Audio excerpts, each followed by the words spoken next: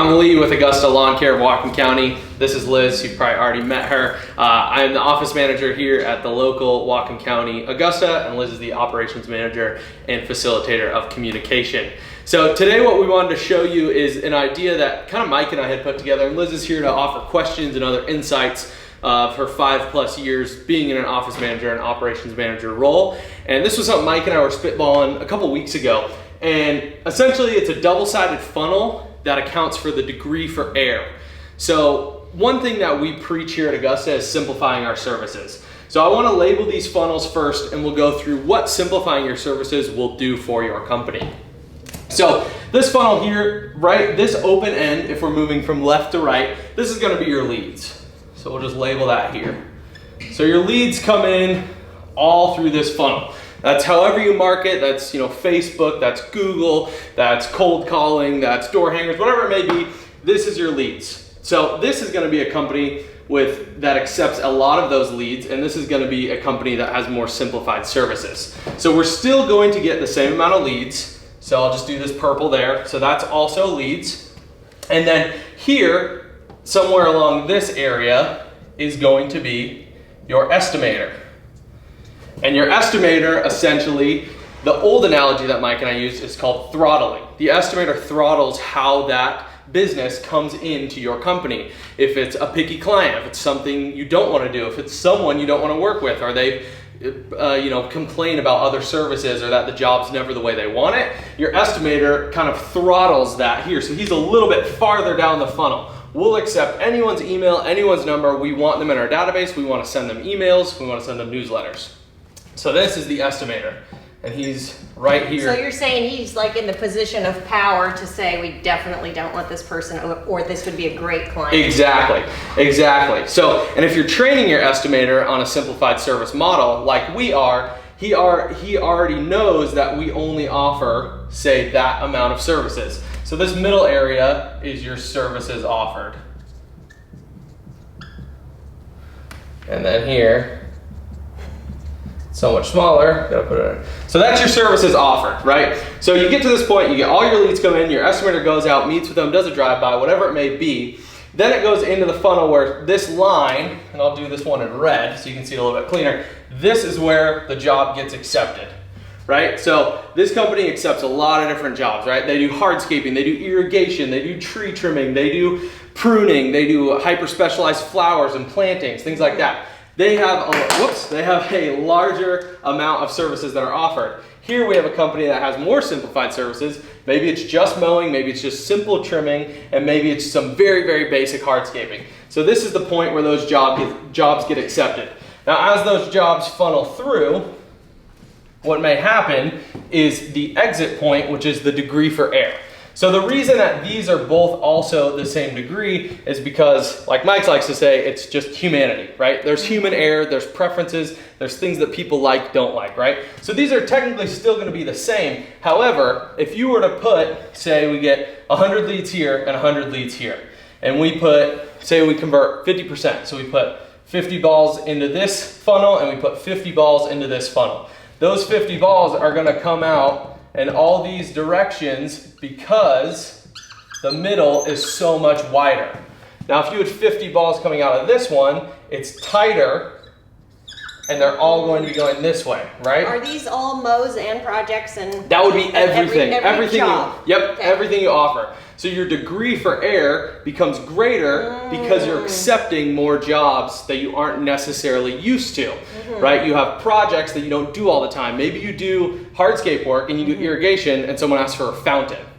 Well, you could use your hardscaping ability, you could use your irrigation ability to install a fountain, but you don't really know how to install a fountain. Right. That's where you're increasing your degree for error. Where in this model, a simplified service model, the estimator would catch that right here and say, hey, Mr. Smith, I love the idea of a fountain in your backyard. We can install a nice retaining wall around it. We can mow your lawn, make your property look nice year round, but we're not gonna do the fountain. And that's where the estimator cuts it off, makes that skinnier, and it's simplified services. Now the big picture idea here that really needs to be clear is what happens over here, and Liz, you can speak to this. What happens over here when these balls start shooting out the sides? Is that going to be the daily crew member's responsibility to save this customer over here, this customer over here? Or is that going to be the owner or the manager's responsibility? Us in the office, we're the first contact for all of this. And this becomes the customer angry, this becomes the frustration of the guys, this becomes a waste of product, this becomes accidents, this becomes destroying people's property. Now we said we'd build a fence, but we're not really good at fences, and now we hit a water line. Oh, we were supposed to call the city. Well, we're not used to doing that. Oh, we forgot to do that. So now we have the city, the owner, their neighbor, everybody on our backs. And if we did something that everybody was comfortable doing every single day and wrapped up with walkthroughs and everything, wonderful. Just happy things, good reviews. Yeah, exactly. And that's where we as managers and owners of our landscape companies, this is where most of our headache comes from, right? Our headache doesn't come from leads. We love leads. We love getting people into our databases. We want to be sending out emails, newsletters, whatever it may be. Our headache doesn't really come through the estimation process. It can, though, if you are offering services that you don't know how to bid for. That's why if you simplify the services, the estimator has confidence and has the ability to bid those jobs and make sure they're done correctly. Another thing I'd like to point out that Liz touched on, these people out here, your everyday crew who knows this amount of services, right? Right there in the middle, they're not going to know how to solve these problems. They have no idea. They haven't dealt with it before. They haven't installed that product. They haven't used that machinery before.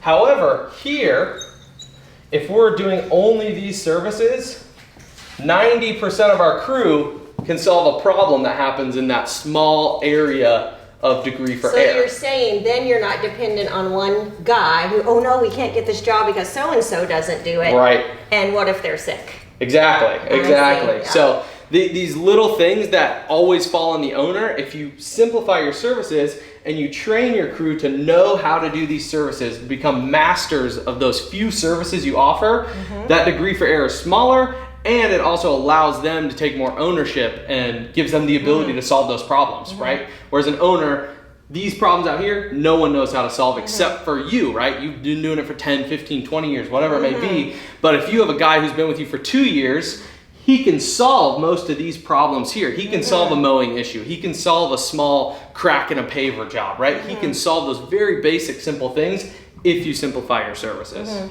Question though, when the estimator comes to somebody's house and he looks at the property and it's a job that we could make $30,000 on, and that seems like, oh my word, that's going to be a lot of different things. Right. And they want a paver patio with a kind of paver we've never installed and takes special training, but all the rest of the job is really simple, like just massive amounts of mulch and rock. Right. And the estimator's like, oh my word, we could do all of this except the wall. And so how would he present to the customer, like, I want this job, but I don't want the wall? Right. So Yeah. would it give distress to the customer, or would it actually cement their confidence in you? Right. That's ultimately about transparency, right? If you want to raise the professionalism in your business and the industry as a whole, you want to be transparent with the client. When you say we offer all of this up here, there's sometimes an element of trust that's lost, right? Not everyone's a master of everything. Know what you're a master at, right? So for Liz's specific example, what I would say in that situation, I would say, hey, Mr. Jones, it was great to meet you. I'm really excited about giving you this bid. However, we don't feel confident. Here's where I'm drawing that line in front of the funnel. I don't feel confident in installing that specific type of retaining wall block. Okay. We've never installed it before, and we don't have the expertise to do it. However, the other, right, I'm drawing that line, the other 80% of your work, the mulch, the lawn repair, the soil, we would love to bid that and get that taken care of for you. So what I'm gonna do is I'm gonna offer you those services, the mulch, the soil, the lawn repair, whatever it may be, and then I'll give you a referral for another company we work with that does great retaining walls. We've worked with them in the past, and then we'll monitor them while we're on site. And then do you comfort the customer, telling them we work well with them and we will schedule with them what parts need to go in where? Exactly. Yeah. And then we take it off the customer's plate. So you still want to have that authority with the customer to let them know that you are the professional, right? And by being honest and open, you're actually presenting yourself as more professional. Instead of just saying, oh, I can do that. Oh, we know how to do that. Oh yeah, we're the best at that. When really a lot of times you aren't, right? It's being transparent with the client and letting them know we will blow you out of the water on 80% of this job. But that last 20%, we're gonna ask that you contact another guy that we've worked with before. If you like his bid, we'll get the job done together and make sure it is 100% to your satisfaction. And for most people, they're gonna go, wow, I've never seen competitors work this well together.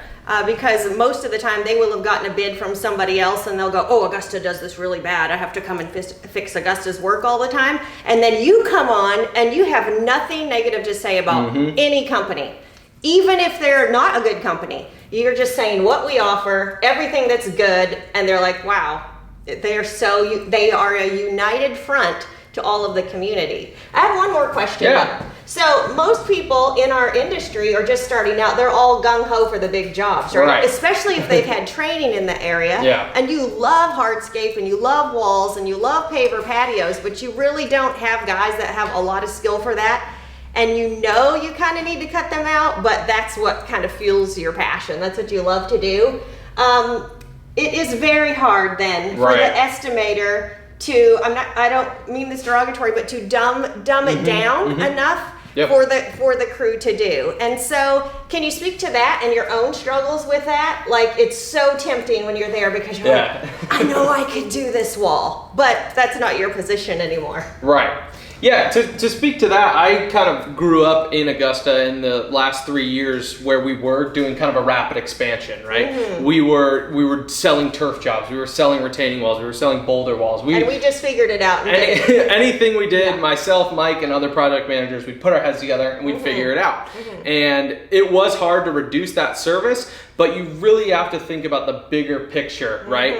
It comes back to these jobs that come out here and that make you lose sleep at night, make your relationships with your family, your friends, your coworkers, your employees feel fractured, right? It's those jobs that are the ones that usually cause you more pain than they're worth. And at the end of the day, sometimes emotional, physical, spiritual, whatever that comfort may be that you have in life is worth more than that $30,000. But when you think about the material costs and the possibility of going over on product or going over budget on hours or the city getting involved for permitting, whatever it may be, all those problems are just not worth it, right? So for us, it was hard for me personally to move to the simplified services model. Having done it now for almost a full year, we pretty much all of 2020 have really dumbed down our services to where anyone who gets hired here within 2 to 3 weeks is profitable for the company. And that's the ultimate thing. And then for Liz and I, no more headaches, right? We have 1 or 2 big jobs a year. We break them up. We only say yes to the things we know we're going to do good at, and then we move forward, right? So, yeah. That's wonderful. If you have any questions, let us know.